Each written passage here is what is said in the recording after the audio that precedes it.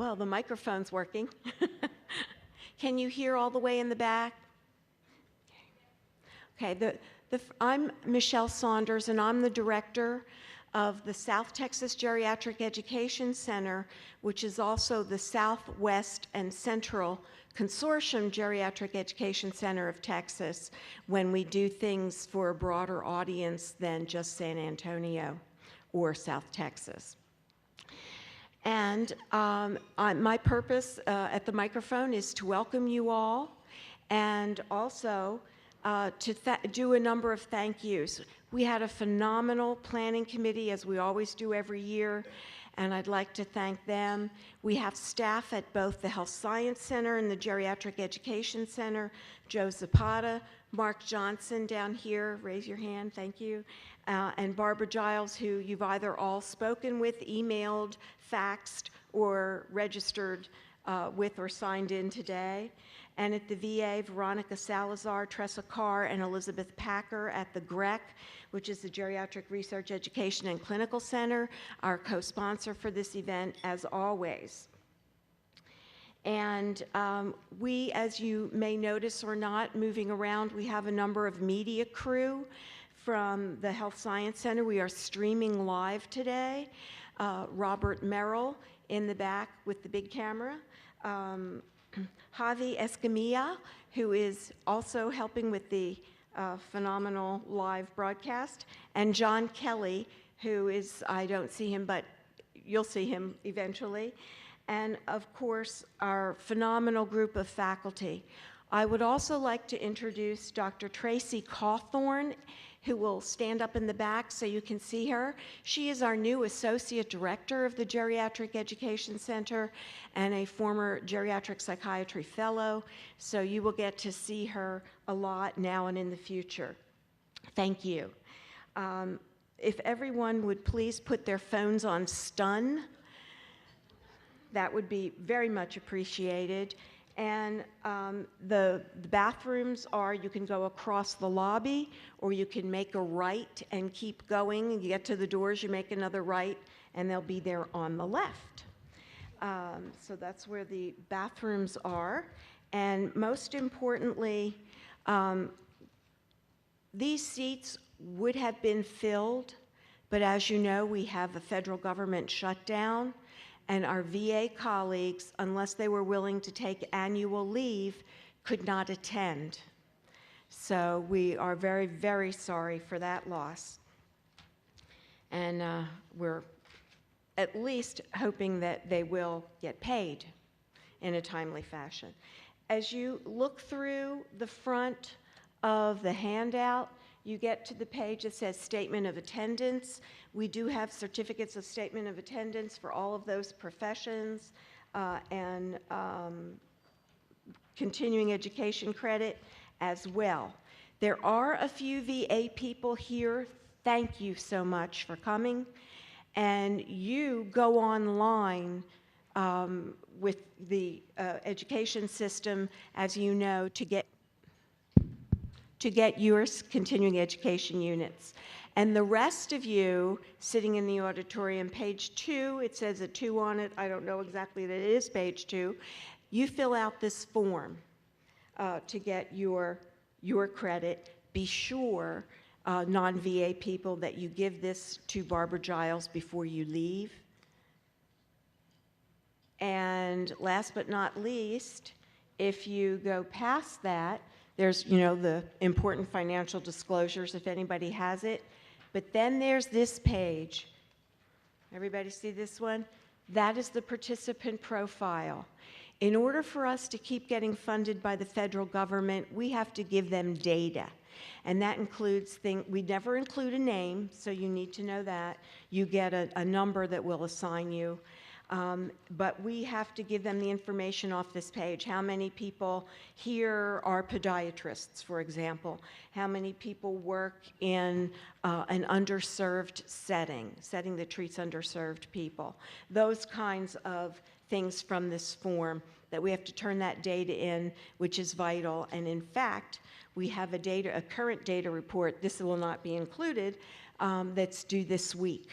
So that's on all of our other conferences during the year that ended June 30th. So it's vital for us to get this information. Please fill that out and also give that to Barbara. The next thing that I'm going to tell you is that I believe lunch is next door, and Carol and Russell will tell you exactly where that is when it gets closer to lunch, once they find out. And so the next thing I'm going to do is introduce, in fact, Carol Birch and Russell Gaynor, who will be introducing all of the rest of the speakers today, for which I am eternally grateful, and they are going to introduce each other. So thank you very much, and I'm very glad that you're here. I always say this every year, and I mean it from the bottom of my heart. It takes a very special group of people to work with the elderly, the frail elderly, and the institutionalized elderly, and you can all feel really good about yourselves for doing that. Thank you so much. You make a difference. Good morning, everyone. Good morning. I'm Carol Birch. And I'm Russell Gaynor with 2 L's. Carol Birch is an elder law attorney who's been in practice in San Antonio for over 20 years? Yeah, close to 20 years. Has been a active member in the community with several healthcare organizations as well, and is an excellent resource for the community, especially as a social worker. I've been in need of finding certain issues related to elder law or referral sources for family, and she's always been a stalwart person to turn to for those types of things. So I'm very pleased to have the stage with Carol Birch, elder law attorney. Wow. Well, I'm very pleased to have the stage with Russell Gaynor, licensed master social worker. And I thought it was just going to be a quick thing. He was going to say Carol Birch is a lawyer, so I was just going to say he's a social worker, and now he said all that, and I need to say more. No, you don't. Okay. All right. Well, this is Russell Gaynor. Yay. Carol, do you have a can opener? Bottle Can opener? Yeah. For what? I'm looking for something to help open the next session. That is Dr. Schillerstrom's job. Oh, Dr. Jason Schillerstrom? Dr. Jason Schillerstrom. He's the one that's the assistant professor of psychiatry at the UT Health Science Center, San Antonio, who's also the director of psychiatry clerkship and associate psychiatry program director for research. And Dr. Schillerstrom, who established and directs the UT Health Science Center San Antonio Geriatric Psychiatric Clinic that specializes in cognitive impairments and depression in the elders. He's also the primary psychiatry consultant for Texas Region 8 Adult Protective Services, where he performs forensic psychiatry evaluations. And he's a member of the National Organization's Research Committee and studies cognitive correlates of decisional incapacity, self-neglect, and financial exploitation in vulnerable elders. You mean that, Dr. Jason Schillerstrom? That amazing Dr. Jason Schillerstrom. Please help us welcome.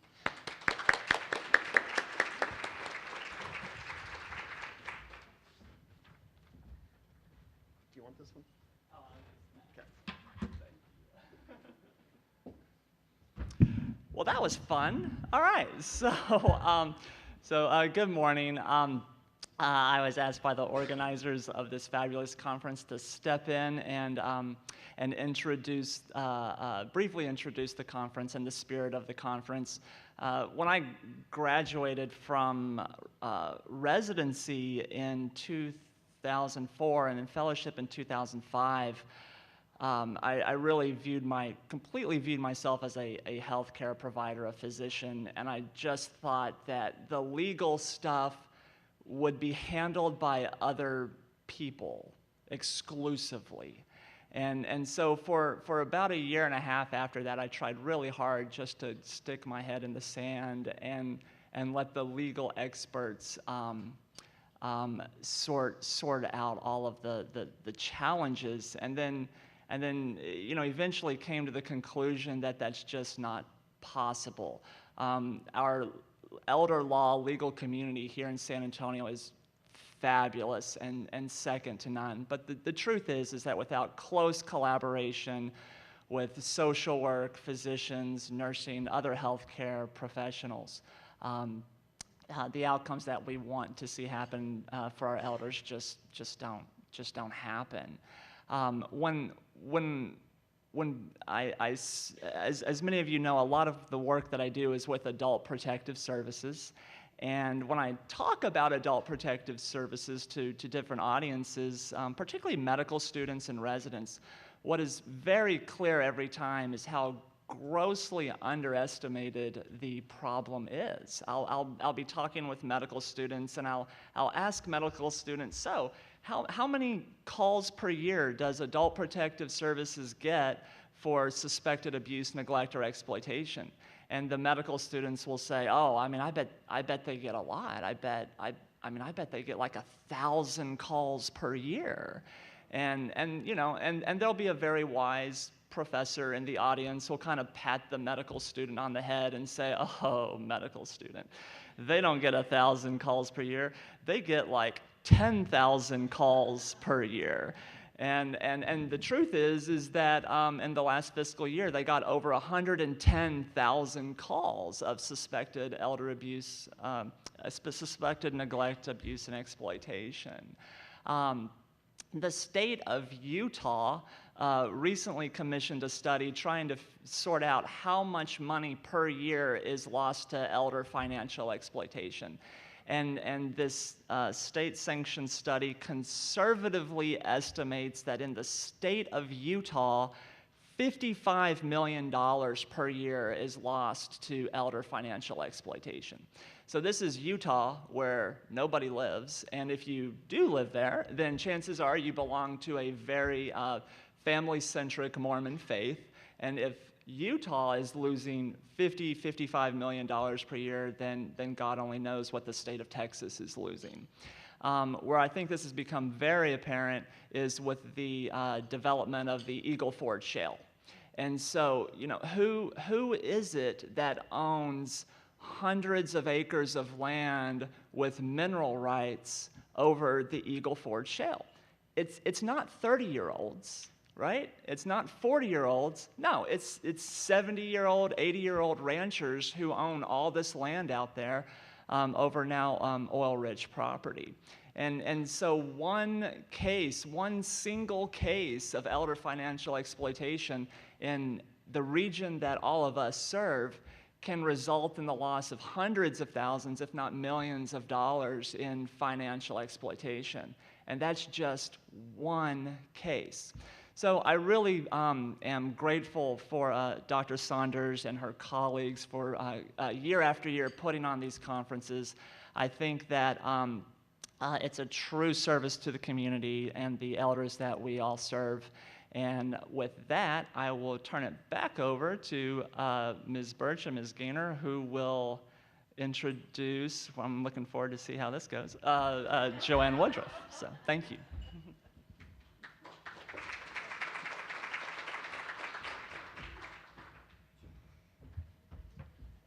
Carol, I'm really having a hard time. I can't figure out what the difference between fraud and exploitation is. Can you help me out? Well, I can do better.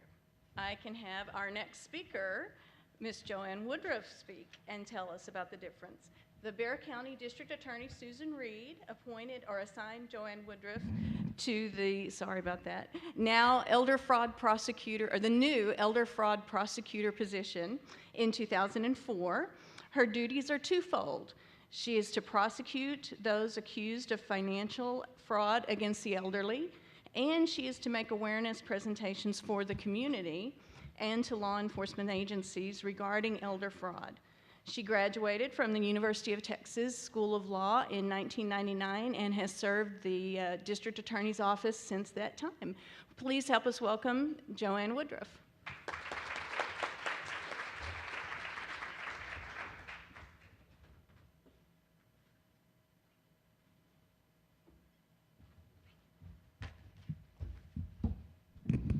Good morning.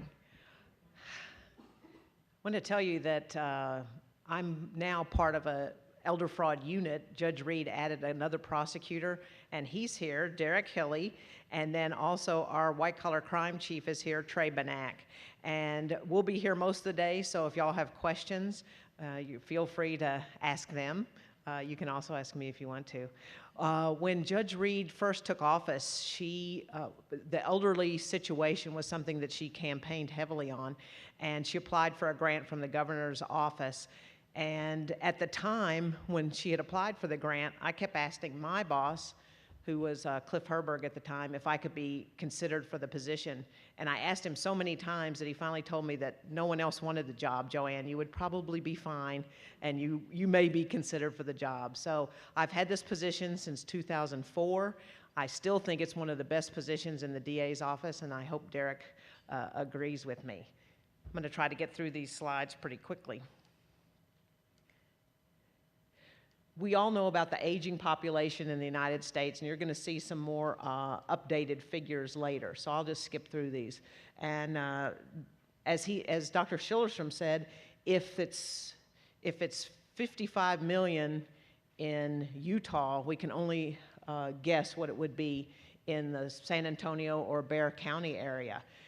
We're kind of grateful that we're not in the Eagle Ford Shale District. I know their section in APS covers that area, but we just handle Bexar County financial fraud cases against the elderly. This was a slide that I had, if you build it, they will come, so that people understand in other jurisdictions, you know, if you have a prosecutor or prosecutors, if you're fortunate enough to be able to let them handle the elder fraud cases, if you build it, they will come. And that's what we found here in Bexar County. That was the purpose of the grant, is to see was there enough business out there to justify a prosecutor to handle just cases where the victims are 65 and above. And there clearly is. Derek and I handle a couple hundred cases at any one time on our docket. And we're trying to streamline this where we get, you know, where we can spend our time on the more advanced cases. So who are they? The victims, law enforcement, bankers, judges, and voters.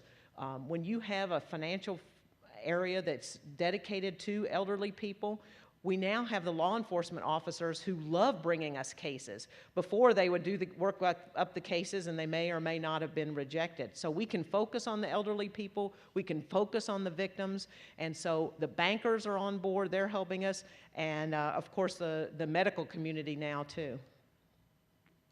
The types of elder fraud we see, we cover a whole gamut of things. We see the contractor fraud that we allege as theft or misapplication of fiduciary property. Obviously caregivers, credit cards, forgeries, friends, relatives, powers of attorney, misapplication of fiduciary property, and theft.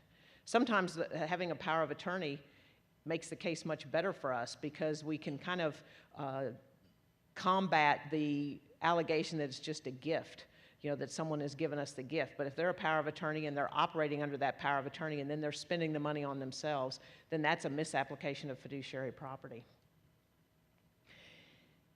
Our office was also very instrumental in getting financial crime offenses enhanced if the victims are 65 and above. And several of them started in September of 2003. Theft, misapplication, and securing execution of a document by deception. That third one's a great offense for us because this is where someone has their parent or grandparent or someone sign a deed or something like that over to them, and we see that quite often, as I'm sure y'all run into that too, where they've signed over a property. They thought they were signing something else, so they've secured execution of a document, the deed, by deception, by telling the elderly person that it was something other than what it was. We added 3 additional ones in September of 2009: forgery, credit debit card abuse, and fraudulent use of possession of identifying information. Now, one forged check, regardless of the amount of money, on an elderly person's account is a third-degree felony. That's 2 to 10 years in prison. One credit card charge, regardless of the amount, is now a third-degree felony. And we just had a case of a forgery, $600 check. An elderly lady was given a forged check by a known bad check writer, and he pled to 10 years in prison on that one check for $600 because the risk to him to go to trial because of his habitual status and the way he does write hot checks was much greater than the 10 years. Of course, sometimes we have to plead cases less than what we would like, generally, because there are issues with the case. The lady in this particular case said, well, I thought the check looked a little funny, and we're like, oh my God, and you still deposit it. And then she said something about investing in his money machine, which was a counterfeit money machine. So, you know, little things like that. We have to assess our cases and say, okay, well, you can go for 10 years and we'll all be happy.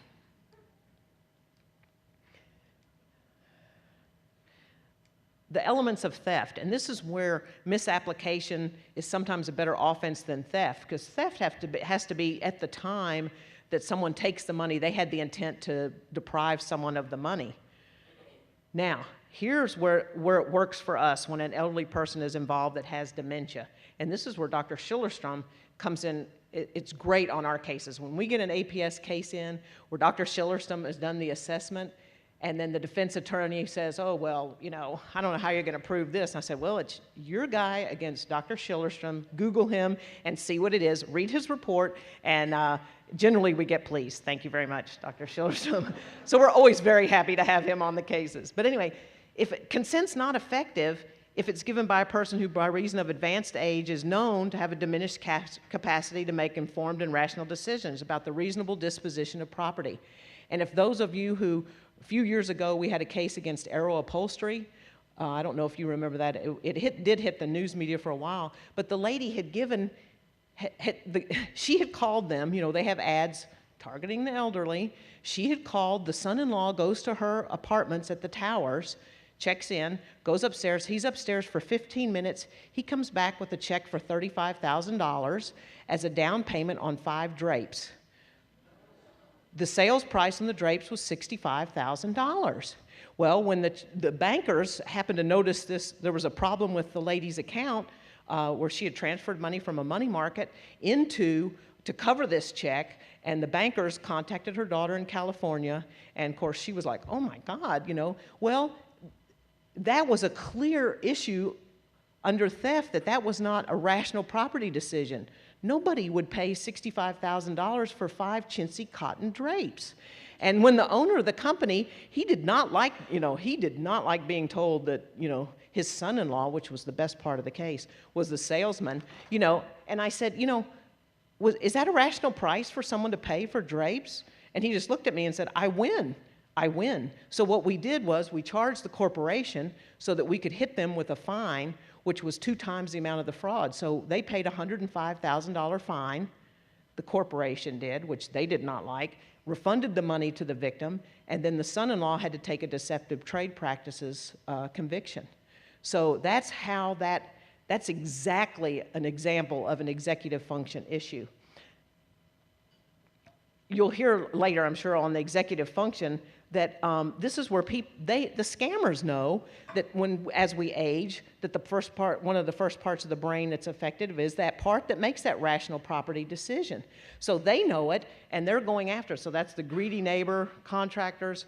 We had tree trimmers that go door to door. These tree trimmers that go door to door, they are not just looking to trim trees. They are looking, well, one in particular is looking for elderly people, and he really takes them to the cleaners. In investigating his financial situation, we found he had $1 million in CDs, but we couldn't get records back far enough to find out where in the world that had come from, you know.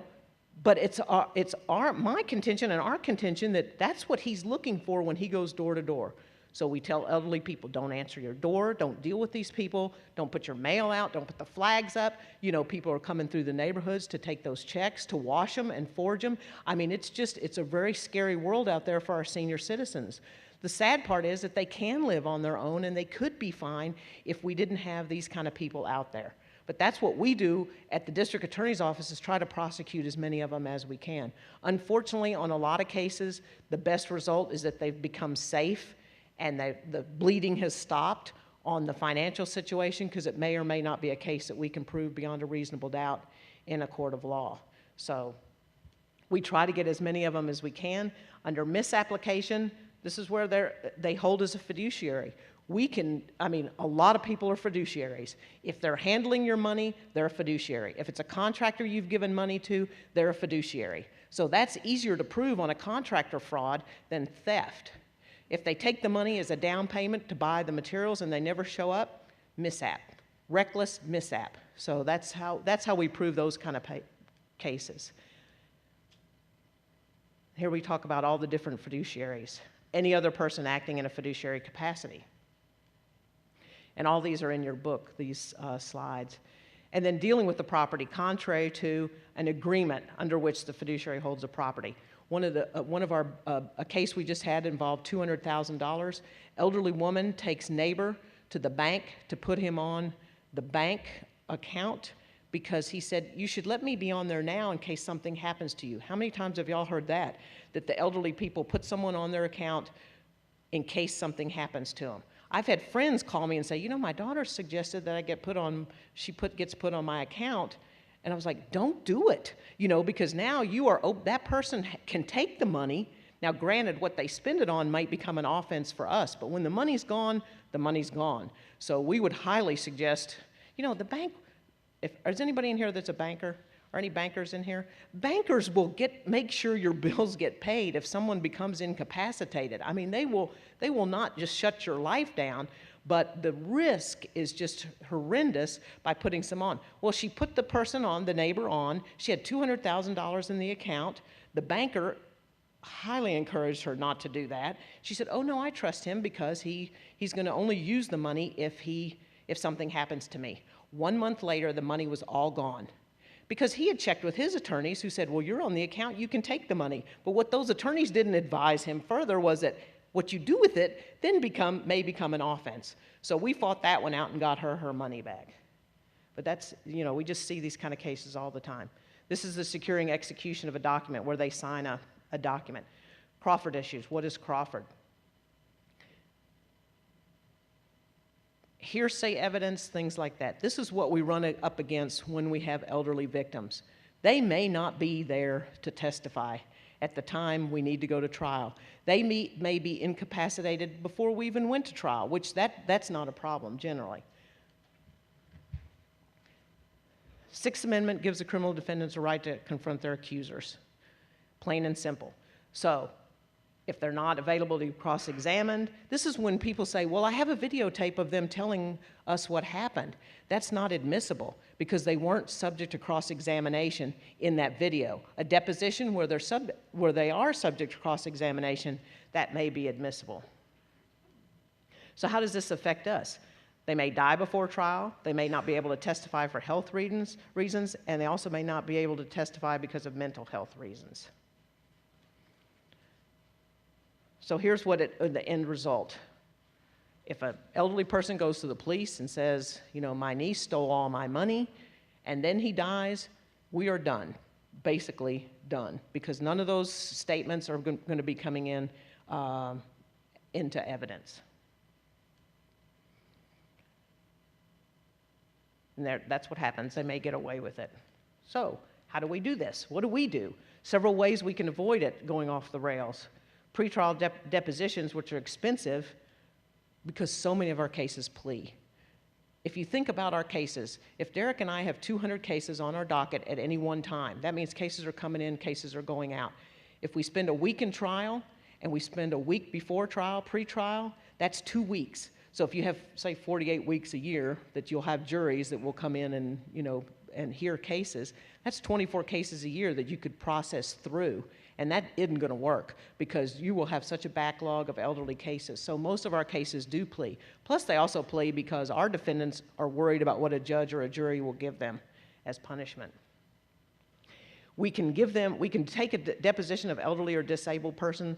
When we file a motion, the court forces that to occur, and that may be happening in a case we'll be indicting probably in the next couple weeks. The elderly man is worried that he's not going to make it, and he would like to have his deposition taken. So we will go ahead and do that. In this particular case, we're a little worried because he's kind of an arrogant person, and we're thinking that's not really a good plan, but that's what he wants, so we'll try to accommodate him. Document, document, document.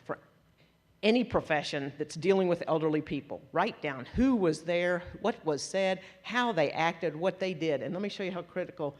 Good reports, medical, bank personnel, anyone. Who was in attendance? What were they told? How were they told? What did they observe? Because an observation of what happened in the elderly person's demeanor, that is admissible. What they say may not be. But if they're just told, hey, someone took all the money out of your bank account, and they go, oh my God, I've been robbed, or my money's gone, that's an excited utterance. We'll get to that in just a second. Why is it important? Because this way get us past the Crawford confrontation issues. Certain statements are not testimonial. That's, like I said, excited utterance, present sense impression, bank records, medical records. That gets us past the issue of having an elderly person able to testify. Excited utterance, under the stress of the situation. We have an elderly case where some people went door to door, took her stuff. When her son got there, she said, I've been robbed. She was so upset and so nervous. That statement will come in even though she's really not competent to testify. She really couldn't say how they got there, how they got in her house, why she opened the safe, any of that, but she could say in a state of stress that she had been robbed. In English. Statement about exciting against while they're still excited. That's kind of the legal easy part. Can't believe my caregiver would steal my money. Present sense impression, this is another one. Describing it while they're perceiving the event or immediately afterward. My bank account looks short, could be a present sense impression. Business records excluded, and so they're not testimonial. And business records, bank records, medical records. Well-kept ones can make a huge difference for us. State versus Charlotte Smith, the lovely Charlotte Smith. Wallace Moore, the poor victim. These are the files that involve that particular case. Medical records, bank records, American Express cards, all sorts of witness statements and all of that. But look what was most important. Weekly summary. Poor cognition, scored 13 of 60 on mini mental exam. Poor ability to follow directions. So they know on that date that he's got serious cognitive issues.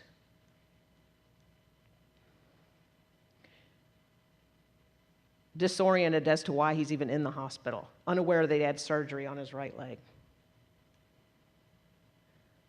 Plan for discharge should be discussed with his wife, Maisie Moore.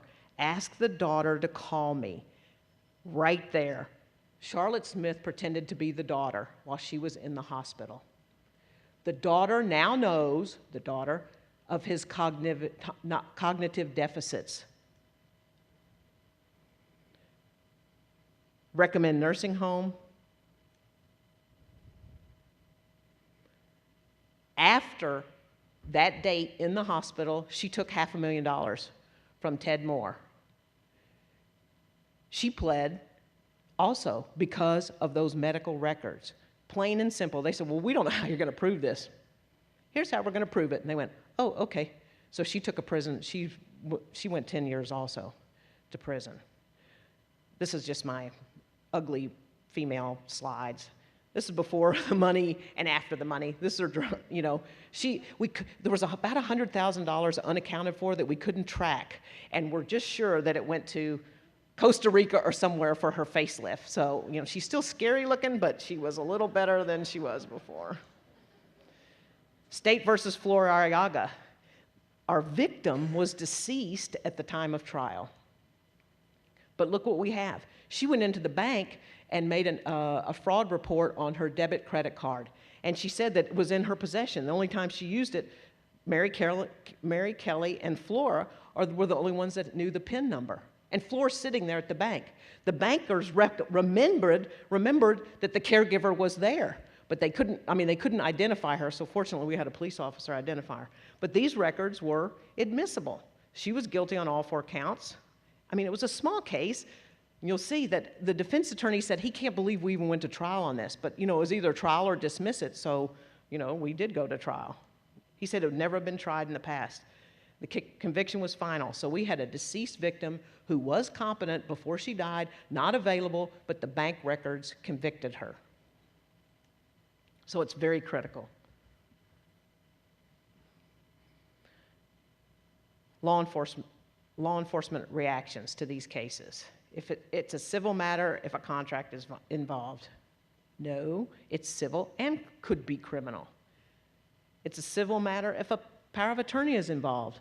It's a civil and it could be criminal. It's a civil matter if he or she gave him the money. Again, it can be civil, it can be criminal. The victim will make a terrible witness. Totally untrue. The few trials that we have had where we've had elderly victims, the jury loved them, the judges loved them. We had one trial against one of the meanest judges in the courthouse who just treats everybody not nicely. And I was a little concerned about my little elderly victim, but he came up there and, you know, he'd been taken on a securities fraud, a securities type scam or investment scam. And I mean, by the end of his testimony, the judge was just smiling at him, and he was so happy with him, and, you know, made some rulings in our favor for once, which was nice. It's always nice to have them rule like they should, as we think, and so we got a guilty on that one. The judge sentenced that guy to 10 years in prison. 10 years is kind of the magic number where they can't get out on an appeal bond, so that's usually a good number, and that's why everybody kind of tries to shoot for the 10 years in prison.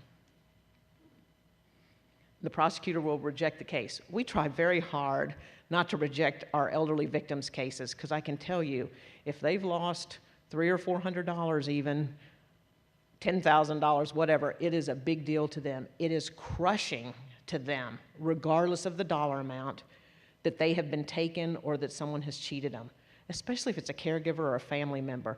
And we reassure them constantly, you know, you're not the only parent that's ever been cheated by their kids or grandkids.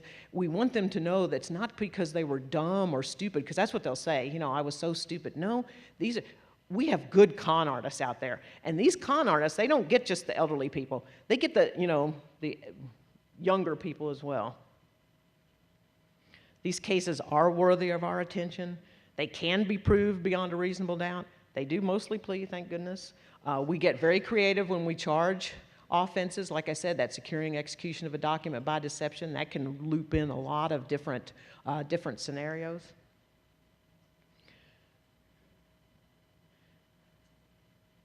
The most important one, these are extremely satisfying. When we can hand someone a check back from gypsies for $43,000 for items that the gypsies probably sold for $5,000, you know, they've had to pay.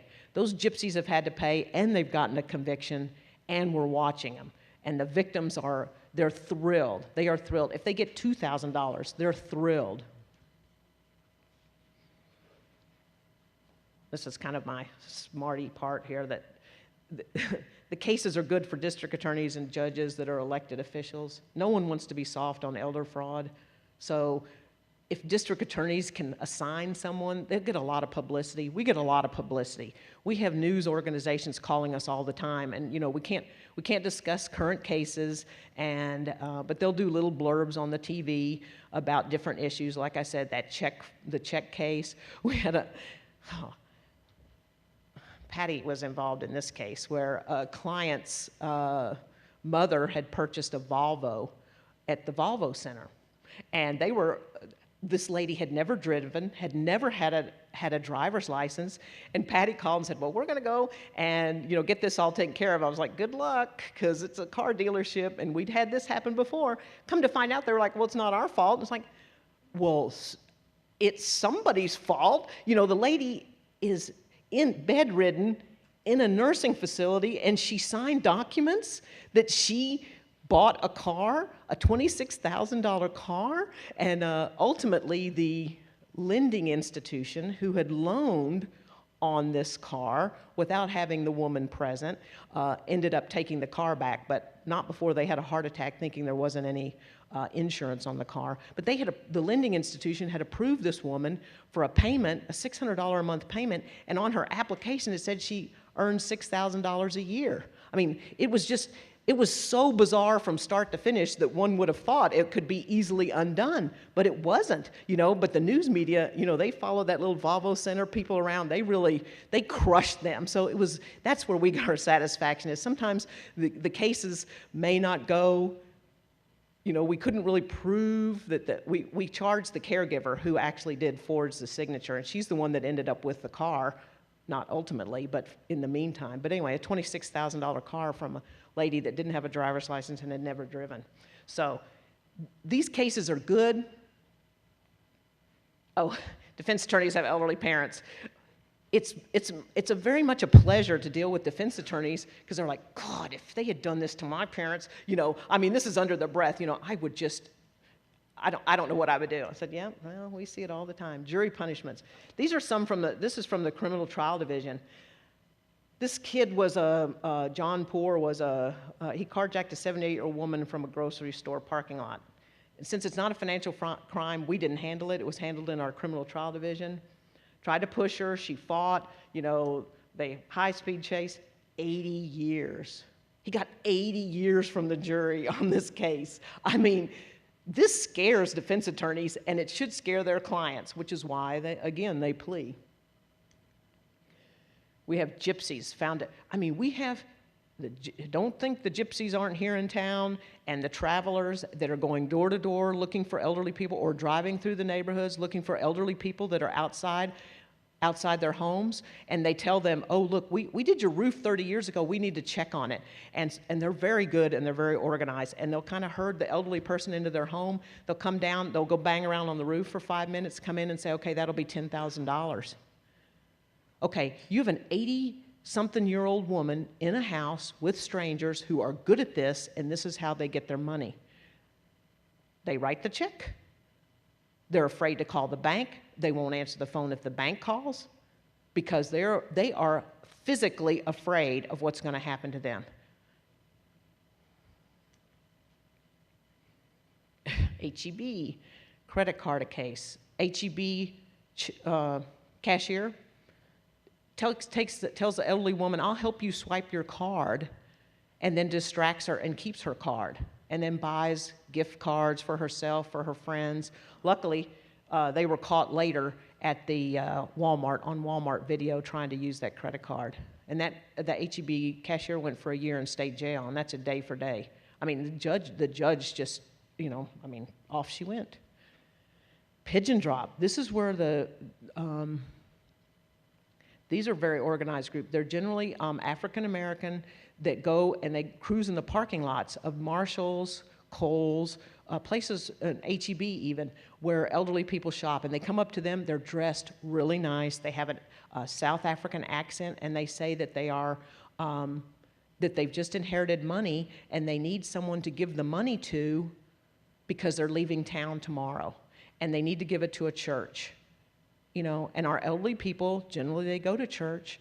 They're very willing to help them if they can get money for a children's charity or something. But the hook is that in their course of, and then the elderly person will drive this person to a hotel to help them, and then that's where they meet the second person in the drop, and they say, well, to make sure that you won't steal our money, we need to know that you have some money. So we'll go to your bank and you pull out your money to show us. And they go to the bank and they take out $10,000, $20,000, and the bankers are saying, no, you're going to get scammed. No, this does not sound right. And they're like, no, but he's a minister. He's going to give this to charity. And they're like, no, ma'am or sir, you're going to get scammed. Sometimes the banks have called the police, and we've caught at least one of them. But then there's kind of a sleight of hand, like we're going to go in here to the Bill Miller and count and make sure everything's okay, we'll be right back, and they go in the front door and out the back where their accomplice is going. Over and over. We probably had 20 cases like that. It was well over $200,000 worth of money they'd gotten from these people. Church ladies. Yes, the church lady. Elderly man attends church. His sister lives in Massachusetts. Tells him he should get a medical power of attorney because she's up in Massachusetts just in case something happened to him. He took his church lady friend to the lawyer, and what do you think they drew up instead of a medical power of attorney?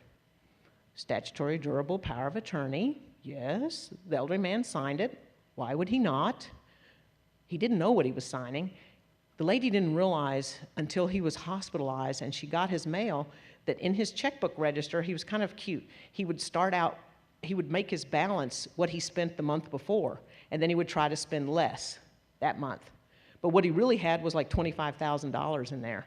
As soon as that bank statement hit his house, she wrote checks to herself and her daughters and spent $20,000. She also did not tell the sister that he was dying in the hospital till he died. Sister comes down here, tells her, thank you for taking care of him. You know, here, would you like his appliances? All this stuff. Can't find his bank records. They finally get his bank records, and lo and behold, look what she had done. This lady was 68 years old, the defendant, retired San Antonio School District teacher, never had a criminal history, and one of our judges sent her for 5 years for that $20,000. The judge said, you've given me no choice here. This is awful. I mean, awful.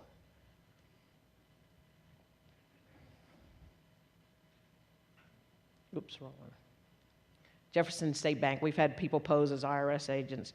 Perjury on a small estate affidavit where the son knew that the father had received money on a contractor scam, went ahead and signed a small estate affidavit saying he knew there were no other outstanding debts. You know, we went after that one.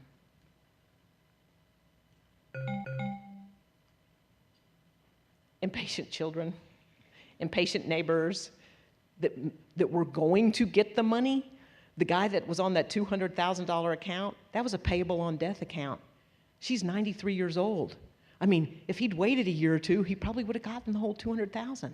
But you know, that was not soon enough for him, and it's not soon enough for a lot of children. This is part of a presentation I did to probate judges, talking about the Accountability Office to verify allegations of abuse by guardians. And it was just, I mean, it was awful. Luckily, it wasn't Texas that they did this, but what they found was that a lot of the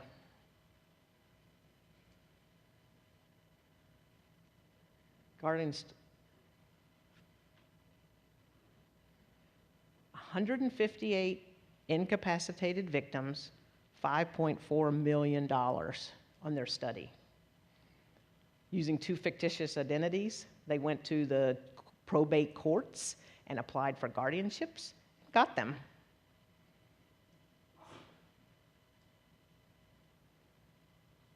Anyway, you can read through this, but it's scary enough. I was hoping that the probate courts this would be alarming to them, to be very careful on their guardianship proceedings.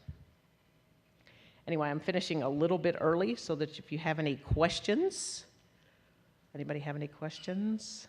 Yes? When a person has a guardian, does that help in the prosecution case? Yes, because it's like having the power of attorney. So and a guardian would be even better for us because they are really, they're supposed to be accountable to the courts as well as to the victim. So those cases would be pretty easy for us. Or I shouldn't say easy for us, they're just better, because no case is ever easy. And that's the confusing part for the detectives when we talk to them about cases. In their mind, it looks the same. You know, how come you can prosecute this one and not prosecute that one? And it's because there may be the one comment in the medical records that proves that that person knew that the victim was incapacitated. Or it may be one document that we can use that will prove that they were incapacitated or something, and that we can get a criminal conviction. Also, we've passed around these placemats that we produce and hand out when we visit with elderly people or community associations or something like that. It's got contact numbers on the back for them, and we always point out, you know, APS is here up on the right-hand side, and for people to call Adult Protective Services if they suspect that that abuse or neglect or financial exploitation has taken place. Yes? What training is provided to law enforcement to make sure that they don't unilaterally decide they don't want to pursue anything on a complaint? Well, generally we try to encourage them to talk to us. So Derek and I go over to, SAPD's our main a law enforcement agency, because we don't take cases directly in our office, so they have to come through law enforcement. And APS and SAPD have a good system now where they work on cases, then we go over there every 2 weeks and we go through cases and we'll say, you know, we'd really like to see if you could get this or get that. You know, this is looking real good here. This trail is not looking so good unless we can find this, this, or this. So it's kind of an ongoing training with them because every case is different. And you know, they want the black and white cookie cutter case. I've got this, I've got this, I've got this. The case is gone. We're like, no, we kind of need the bank records over here, and we'd like this. So it's a learning process for them. Some of the detectives don't like it. They don't like the wishy-washiness of that every case might be different. But we have a couple that are really, really good at SAPD right now that are killing us with cases, killing us. Any other questions? Yes. I actually made a call to SAPD as a guardian a couple weeks ago, within the last couple weeks, and was really discouraged Okay. to pursue. Okay. That I think is absolutely certain. And I've now been directed by someone else to go federal on it because it might be an international mail fraud type of situation. But I think it has it's a very complicated case, but unfortunately what I was told by SAPD was exactly what you're saying they're told not to say. Yes. Which was, you're going to have a very hard time going forward on this. Yes. Because of the capacity at a certain time and what have you. And I mean, it's very clear to me, and I was really discouraged Well, going forward with SAPD. this is what we tell people. The SAPD officers that have a clue about this are down at that main public service headquarters in forgery or white collar. From a phone call conversation, you may get a detective at the desk who doesn't have a clue about these cases. And if you say it's international mail fraud, I mean, our office would say, oh, whoops, we can't do that. I mean, we can't identify a suspect if the money has gone overseas. We don't have the resources or the capacity to do that. So federal is better. The problem with federal is you've got to have a lot of money loss for them to do it. But I can tell any of you here, if you think you have a situation, you need to get a lot of documentation together up front, because the police are not going to just go, if you say, oh, I suspect fraud has occurred here, it's probably $20,000. No, they're going to need some bank records to start with. They're going to need names, addresses of people that they can contact. They need, if you can write out what you perceive as the fraud was in a nice written statement with all the facts that you can think of, because that's what we tell our victims to do sometimes is, look, yes, you gave a statement to the police, but we want the rest of the story, because the rest of the story may be more critical to our prosecution than the case we have before us. It may cause it to plea because we've got all our facts. But yeah, a phone call to a substation or a patrol officer on the street that may come to your house, there's a real good chance that won't go anywhere. So it's got to be pretty much straight to SAPD forgery or the white collar crime section with a lot of information, please. Anyone else? Any other questions? Okay, well, thank you very much, and appreciate y'all, what y'all do, and having me here. Thank you.